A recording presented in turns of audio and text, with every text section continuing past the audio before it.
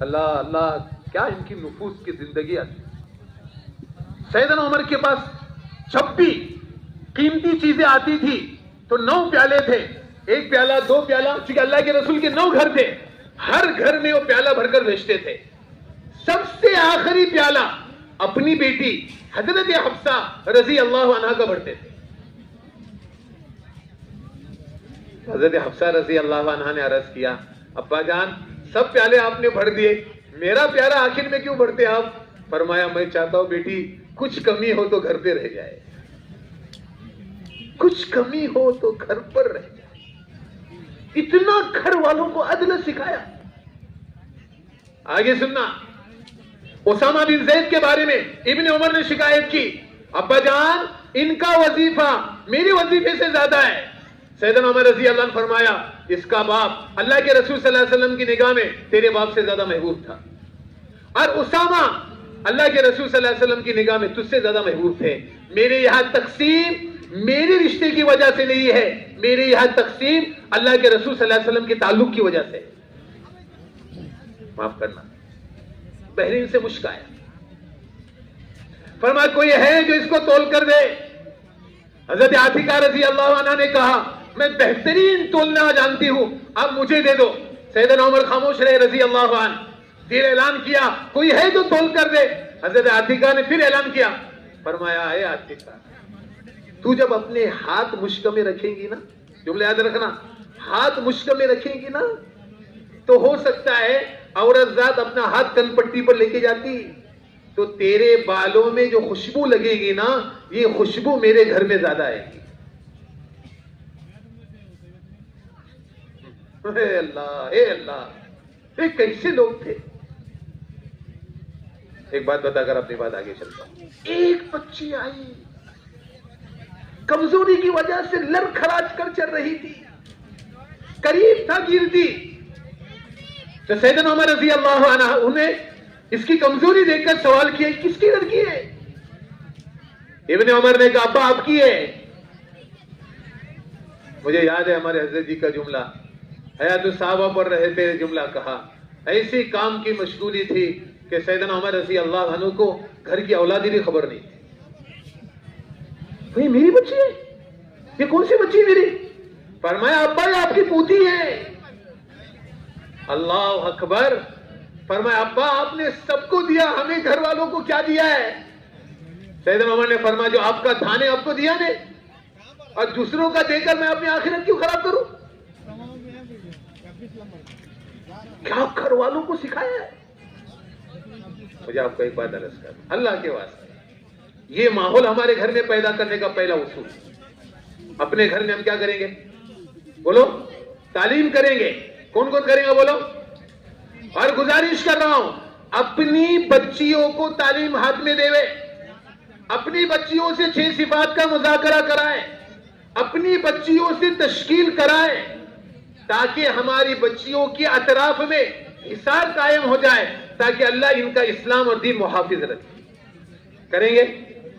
دوسرا کام, اپنی محلے میں اجتماعی تعلیم ہوگی, ہفتے میں 1 مرتبہ. اہتمام سے بچی کو ماں کے ساتھ بھیجنا, اس سے کہ ماں سے بابا آپ کا موبائل ملے گا, آپ بیٹھو.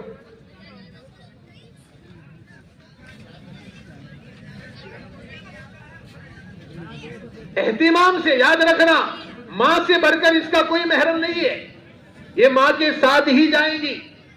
اور آپ سے سب سے اڑیسہ والوں سے گزارش کر رہا ہوں 3 مہینے میں 1 مرتبہ اس بچی کو اپنی ماں کے ساتھ سیروزہ میں, ابھی چھٹیاں آئیں گی عشرے میں, اس سے زیادہ اجازت نہیں ہے, لیکن اہتمام سے کسی کی دلہن بنا کر بھیجیں گے. اس سے پہلے اس کے اوقات ضرور لگائے, تاکہ ہماری بچیاں جہاں بھی رہے دینداری کے ساتھ رہے. کریں انشاءاللہ. اور آپ سے گزارش کر رہا ہوں, بعد اگر کالجز ایسے ہاسٹلز میں ہماری لڑکیاں ہیں, اہتمام کرنا کہ وہاں تعلیم شروع کریں. اگر تعلیم شروع نہیں ہو سکتی ہے تو مہینے میں 1 مرتبہ کم سے کم اپنے 2 جوڑوں کو وہاں بھیجنا, ان بچیوں کے بیچ میں تعلیم شروع کرنے کی فکر کرنا, ان کے بیچ میں مذاکرہ کرنا, تاکہ ہماری بچیوں کے کانوں میں اللہ اور اللہ کے رسول کی باتیں کریں انشاءاللہ. دیکھو دو کام ہے، پہلا امر ہے نظام الدین کا علماء کرام، دوسرا کام یہ ہے مستورات، تیسری گزارش۔ آج ہمارے کتنے بچے کالج اسکول میں پڑھ رہے ہیں؟ کتنے بچے؟ بقول ہمارے حضرت جی کے 95% یہود و نصارہ ہماری اولادوں کو اپنا دین سکھا رہے ہیں۔ کتنا پرسنٹ؟ 95% اپنا دین سکھا رہے ہیں۔ ابھی مجھے چند باتیں عرض کرنا، اپنی بات ختم کرتا ہوں۔ ان کی کیا فکر کریں؟ کتنی اولاد سے آپ فکر کرنا شروع کریں گے؟ روایت سن لینا، آپ صلی اللہ علیہ وسلم نے بنی ہاشم کی 3 دن تک دعوت کرائی۔ تینوں دن کی دعوت میں ایک ہی سوال، میرا کون ساتھ دے گا؟ تینوں دن ایک ہی بچہ کھڑا ہوا، حضرت علی رضی اللہ عنہ۔ اس وقت ان کی عمر 9 سال کی تھی۔ کتنے سال کی بولو؟ یاد رکھنا، ہر ایک کی اولاد ہے۔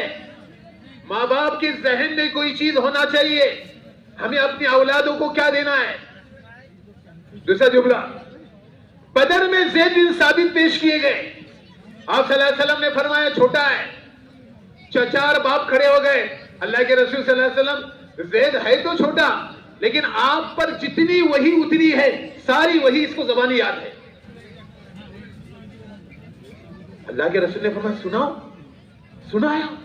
روایتوں میں علماء سے پوچھئے، ان کے ہونٹوں پر قرآن کے الفاظ ایسے چمک رہے تھے جیسے آسمان کے نیچے ستارے چمکتے۔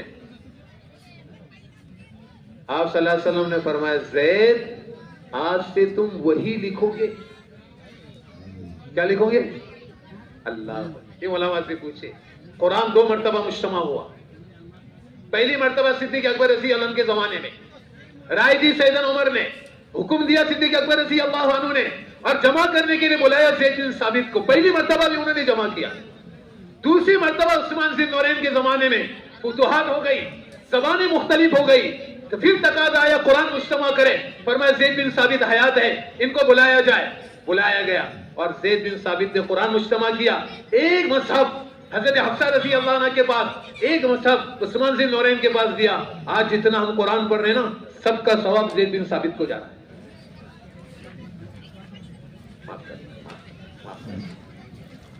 ابن عباس خالی ان کو دیکھا کرتے تھے نا، دیکھا تھا، معاف کرنا۔ آج کسی بچے کو ہم دیکھتے نا، کیا بولتے ہیں؟ اس نے پی ایچ ڈی کی ہے، کرنا میں نانے بولتا ہوں، اس نے فلاں کیا ہے، اس نے فلاں کیا ہے، اس نے فلاں کیا ہے۔ زید بن ثابت کو خالی دیکھا کرتے تھے ابن عباس، کہتے تھے یہ فقیہ ہے امت کا، یہ امت کا فقیہ ہے۔ دوسرا جملہ کہتے تھے سب سے زیادہ شان نزول کو یہ جاننے والے۔ تیسرا جملہ کہتے تھے امت کی تفسیر کو جاننے والے، اور پراپرٹی یعنی میراث کے جتنے مسائل ہیں یہ اس کے امام ہیں۔ معاف کرنا، مجھے کچھ عرض کرنا۔ سیدنا عمر رضی اللہ عنہ نے ملک شام میں 3 اعلان کیے۔ پہلا اعلان کیا تھا؟ بھئی جس کو قرآن سیکھنا ہے وہ زید بن ثابت کے پاس چلا جائے، بھئی جس کو مسائل سیکھنا ہے وہ معاذ بن جبل کے پاس چلا جائے۔ یہ اعلان کون کرے؟ سیدنا عمر۔ لیکن ایک باپ اور چچا کی فکر کہ میرا بیٹا کیا ہونا چاہیے۔ آگے سننا، آپ صلی اللہ علیہ وسلم نے ان کو بلایا، زید میرے پاس یہود کے خطوط آتے ہیں، ان کی زبان ہبرو ہے، تم یہ زبان سیکھ لو۔ 17 دن میں آئے، یاد رکھنا اڑیسہ والوں، 17 دن میں پڑھنا، بولنا اور لکھنا تینوں سیکھ گئے۔